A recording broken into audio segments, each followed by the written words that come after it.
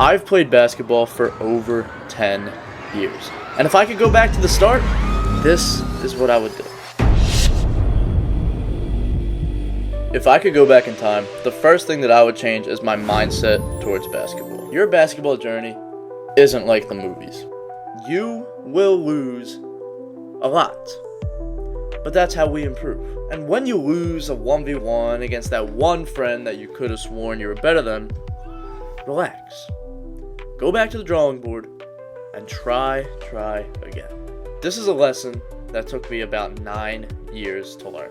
I learned it in my junior year, and just look at the difference. Sophomore year, 13 varsity points. Junior year, 410. This is what is called the growth mindset. And if you are unsure what a champion's mindset is, this is it. A champion gains wisdom and moves forward through every success and every failure. Now that we are on the same page with the growth mindset, we need to discover our why. Why do you play basketball, bro? There is no right or wrong here. However, some whys are more powerful than others. For example, if your why is, oh, maybe one day I'll get paid, you may give up when the going gets tough. But if your why is because, oh, I love the game and I just want to perfect my craft, you'll take the good with the bad and you'll enjoy the journey so much more. So what is your why? Next up, I wish I used visualizations more. Back when I was a young kid, I visualized basketball all the time. I would just be in my backyard imagining I was in the NBA Finals alongside my favorite players at the time, like Andre Iguodala, Michael Carter-Williams, and Nerlens Noel. Shout out to my real Sixers fans, man. That was a rough time. So when we were younger, we all visualized the game. You know, whether it be a buzzer beater in the clutch and then you miss and then 3 seconds get magically added to the shot clock and then you make it, right? Like, we visualized. What I didn't figure out until last season, my junior year, I didn't realize how important visualization is. The more you visualize the game, the more your body and mind can't tell the difference between what's real and what's in your mind. Which means the way you visualize will be similar to how the games will go. I remember I decided to try it at one point, and after about a week of doing it, I had a game and something in that game happened that I visualized. So as the play was happening, before I even scored, I knew how it was going to go. It was eerily similar to what I thought in my mind. Almost scary in a way. But what that proved to me was that your reality can be shifted by your own thinking. You know, Patrick, this is a dream. You can do anything you want. Now, let's talk about goal setting. I made the mistake when I was younger to create these big goals that rely on external factors. An example of a bad goal is this. I will score 25 points in my game today. That's a bad goal due to the fact that you can't control everything. A better goal is I will give it my all and leave nothing on the court. That way, you control your success and failure. Yes, you may give up and fail your goal, or you can stay locked in the whole game and give it your all and succeed. When you set goals for performance, make sure it doesn't rely on external factors. But when you make goals for yourself in training, for example, it's okay to have external factors involved. An example of this goal is, I will practice once a day every day. You may have other events going on in your life that may make it hard for you to train on that day, but you can find a way to squeeze in your workout. For the final part of the foundation, let's talk about time management. I had to learn time management in high school. I had to juggle school, basketball, life in general, and to add on to that, I was doing YouTube. Number 1, learn how to say no. No, I can't hang out today. No, I can't do this thing. I'm busy. No. Number 2, do not multitask. Multitasking will not help you get things done faster. Instead, align your focus to one task at a time. Complete that, then complete the next task. By the way, when you're working on something such as homework, give yourself a timer. When you are on a timer, you naturally get things done faster. I've had moments when I thought my homework would take me over an hour, but I set a timer for only 30 minutes and I got it done within the allotted time. Number 3, this is for school. For school, do work during lunch. I ate during my classes when we were just listening to the teacher and we weren't doing any busy work. I didn't eat during lunchtime. Instead, every day, I went to the school library and studied with teachers. I finished my homework in there too. So there were days when it was tough because I just wanted to chill out, but I knew I wouldn't have time after school to get all that work done, so I made sure to finish it then. Let's move on to part 2. If you master the basketball fundamentals, you'll have an advantage over players that rely solely on their natural athleticism. However, when you are young, you will notice the athletes do better than others just due to pure dominance on the court, and it's such a young age, so don't worry about that. Over the years, spending time with dozens of coaches, I have noticed a constant between them all. Coaches always tell their players, go back to the fundamentals. But what truly are the fundamentals? There are 6 essential fundamental skills every basketball player needs: shooting, finishing, dribbling, passing, rebounding, and defending. Let's break them down. The first fundamental skill we will look at is my favorite, shooting. Alright y'all, real quick, if you want to learn how to shoot a basketball correctly, check out this video I already made about it. It has like 70k views now, which is crazy, but that video will tell you everything that you need to know. And I actually had this planned where I was going to talk for like a half hour about shooting in this video, but it just got too deep to the point where I don't think it was really that important. So check out that video if you need help with shooting. The next skill is finishing. There is a video that explains this better than I ever could, so I linked it in the description, so go check it out. It's for beginners, but I actually learned from it too. Dribbling. If you want to become a great dribbler, here are the basics. The best dribblers are the ones that always have a basketball in their hands. Some of the most underrated training for ball handling is freestyle dribbling. As a ball handler, you should focus on staying low. By staying low, you reduce the time it takes for the ball to hit the ground and come back up to your hand, which gives you more control. Also, if you want to dribble faster, pound the ball. If you want to make a misdirection, don't be afraid to slow yourself down and then speed up. The best fakes are a change of direction and pace. In general, you should keep the ball close to your body for a tight handle. However, there are other instances when you may want to extend the ball out a little bit. For example, if you were attempting an Allen Iverson crossover or something. But both tight dribbles and loose dribbles should be in your bag. Just understand the risk-reward system. Tight dribbles are low risk because it's hard for the defender to steal it, but the reward is that it will be tougher to get by your man or gain separation. Now, for loose dribbles, it is high risk, high reward. High chance of getting the ball stolen and a high chance of catching ankles. By the way, the most common ways to snatch ankles in basketball are from the snatchback and the hezzy cross. Constantly experiment with new timings and dribble patterns in your training, and have fun with it. Passing. I made a video explaining how to practice passing by yourself, so check that out if you need it. But there are 3 types of passes: chest pass, bounce pass, and the overhead pass. Chest pass is your standard pass in basketball.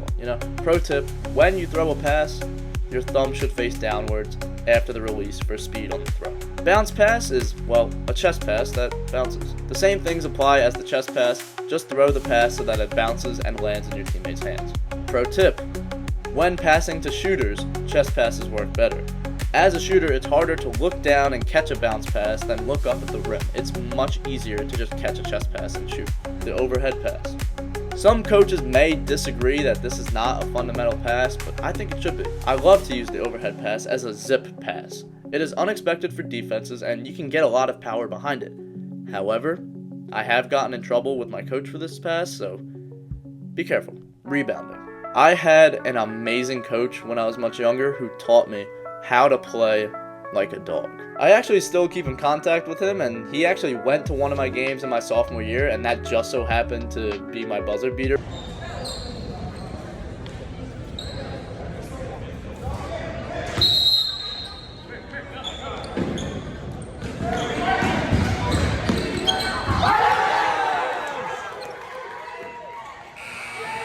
But anyway, he taught me how to box out larger players as a small guard. The goal is to get so low that your butt pushes their knees so far back it goes out of place. Of course, this is not possible. Or at least I don't think. But pushing on the knees of big men actually helps in boxing them out. It's worth a try for sure. Rebounding is all about heart. Height helps, but you can help yourself out and your team out by hustling on every rebound attempt. Who knows? You might just get the rebound. Boxing out is, in simple terms, putting your body in between the rim and the man you are boxing out. Focus on boxing out your man first, then get the ball. Don't try to get the ball before boxing somebody out, because that's just going to lead to so many problems. Unless the ball is right in front of you or something, but use your judgment. Defense. There is a phrase, the low man wins. On defense, you should stay low and slide your feet. Stay on the balls of your feet, not your toes and not your heels.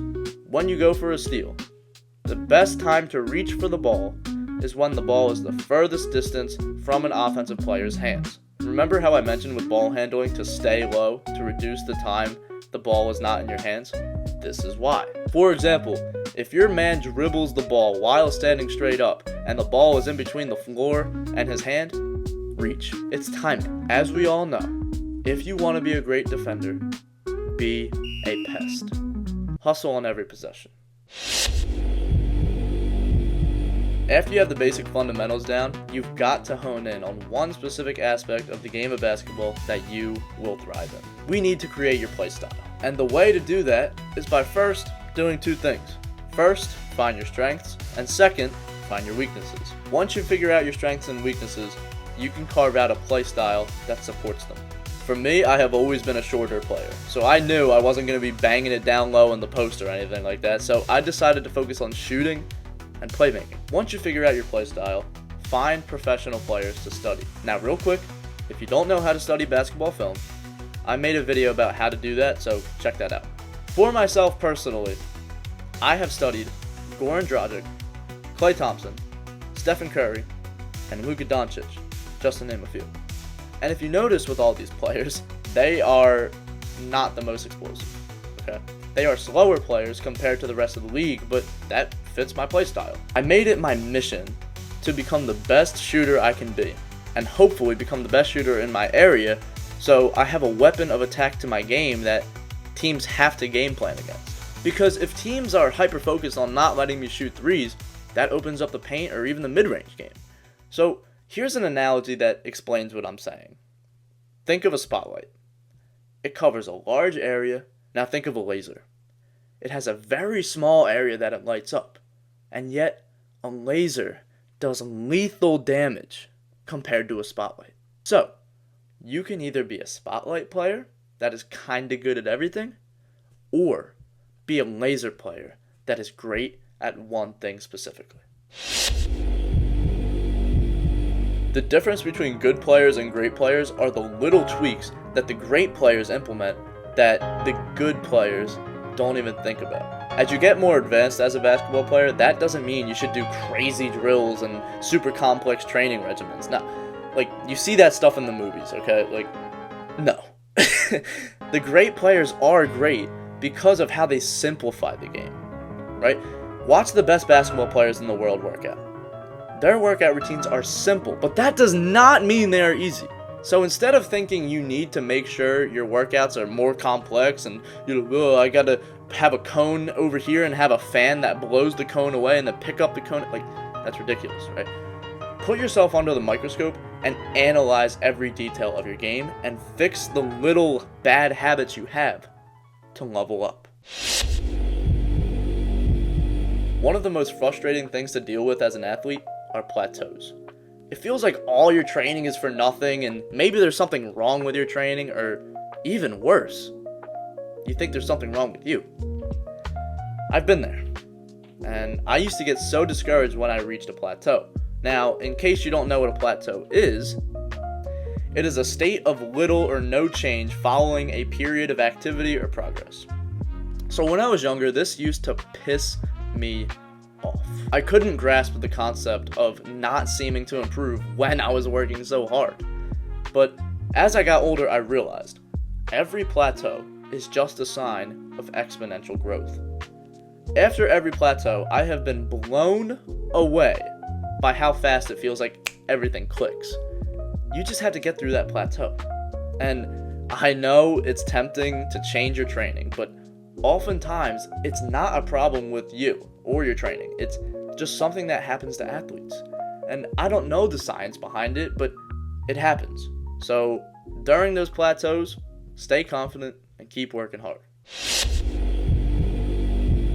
There's a quote, "It's lonely at the top." I believe that couldn't be further from the truth. It is not lonely at the top. When you're at the top, people know who you are. People congratulate you saying, "Oh, I knew you could always do it," and blah, blah, blah, blah, right? But truly, it is lonely on the road to the top. On this road, nobody is celebrating with you. Like, what's to celebrate about? Nobody is congratulating you. What do they have to congratulate you for? And most of all, you'd be lucky if anyone believes in you. You have to get used to doing the work when nobody is applauding you or telling you good job. You have to be self-motivated and self-driven. You have to be okay with being alone with yourself too. Hey man, it's 5:15 in the morning.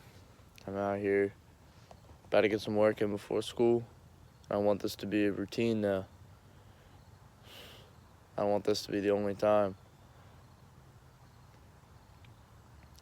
I haven't been doing too well in these games, so I have to change that, and this is what I need to do. So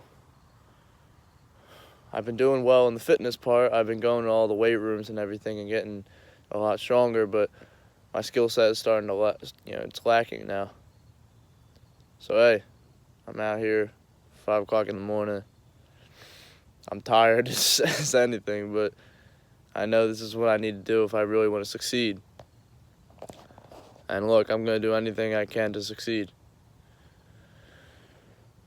I will not let myself lose. Alright, I got to get to work. I spent a lot of time on my own working on my game that I had to learn how to love myself because if I didn't, those would be long workouts, I'll tell you that. So what you have to learn is how to be your own best friend. Learn how to have fun by yourself because you are with you 24/7. You know all your secrets and all your lies. You know all the good things you've done and all the bad. So you can either be your own worst enemy or your own best friend. Your choice. Now, this is something that took me 10 years to learn, so please listen up. I was always told by people, it's not about the destination, it's the journey. But I never believed it. I assumed unsuccessful people were just parroting that message to deal with the pain of never getting what they wanted, but I was stupid for thinking that. I only learned it after I got what I wanted. I got the first team all-conference honors. I got the team MVP. I got the player of the week and other accolades, but after getting the awards, you know what I thought in my mind? Is this it? I am telling you, bro. The plaques and the trophies on their own mean nothing to me. Nothing. But the reason why I cherish them now is because of the hard work and dedication it took to get here. They are a testament to what I have done, with the help of amazing teammates and great coaches. By the way, I wouldn't have been able to do what I have done without them, so thank you guys, I love y'all, and all glory to God. Jesus Christ is King, and He deserves all the glory. Now, I'm a senior now, and I know my time in high school is running out. By the way, yes, high school goes by fast. I didn't believe that either. But now, little things bring me back to the past. One of those things is the smell of cleaning supplies at my school. It brings me back to the times when I worked out early in the mornings and late at night and, after everybody left. And time is the most valuable asset we have. So please value it. The journey is so much more fulfilling than the destination. It really is. And what is the destination? Like, is the destination the day you get to say, well, I achieved everything I wanted to achieve in basketball, so now I'm done? Like, done? I wish I could go back to the start. Enjoy the game while you're still playing it, man. And don't look forward to the day when you have to hang it up. You must do the work of loving yourself and not loving the results you may or may not get. Also, loving God and having faith are essential to being fulfilled. Because no matter how much you love yourself, it still won't fulfill that void in your heart the same way God will. Please research both sides, science and God. Find the truth, please. The truth is that God made science because He made all of creation. I at one point thought God didn't exist, and until I did a lot of digging and I realized that Jesus Christ is the way, the truth, and the life, and nobody gets to the Father except through him. Can I get an amen? Oh, man. But in all seriousness, bro, like, Jesus Christ will help you with that void you feel in your heart. And you just have to ask. Ask and you shall receive. Seek and you will find. Knock and the door shall be opened unto you. Just try praying one time and ask God to help you out, and have faith that he will. And then be grateful that you did. One of the turning points in my research was actually from Give Me an Answer by Stuart and Cliff Connectel. So, Cliff Connectel? Check it out if you're interested, alright? My favorite movies of all time are the Rocky movies. And in Rocky 3, Apollo Creed, rest in peace Carl Weathers, says to Rocky, "You had that eye of the tiger, man, the edge. And now you gotta get it back. And the way to get it back is to go back to the beginning." you need to keep that eye of the tiger. Keep that hunger alive, man. If you've ever heard the song Eye of the Tiger from that movie, one of the lyrics is something that I say to myself all the time. Don't change your passion for glory. Once basketball is no longer about just having fun and improving, but it's about the rewards and accolades, the game is dead. It can be hard to avoid complacency after success. However, if your why in the beginning of your journey was strong enough, the success will not be the reason why you started. It's just icing on the cake. In basketball and in life, a lot of things are out of your control. But if basketball taught me anything, it is this. You have a better chance at winning the game by focusing on what you can control. You may not be able to control your opponent catching fire or an injury puts you out, but you control how you react to it. I hope this video provided value to at least one of you out there, and man, I wish I had this video growing up. And thank you for taking the time to watch this video, and make sure to thank yourself for taking the time to watch this video and taking notes. But as always, keep God first. Good luck, bro.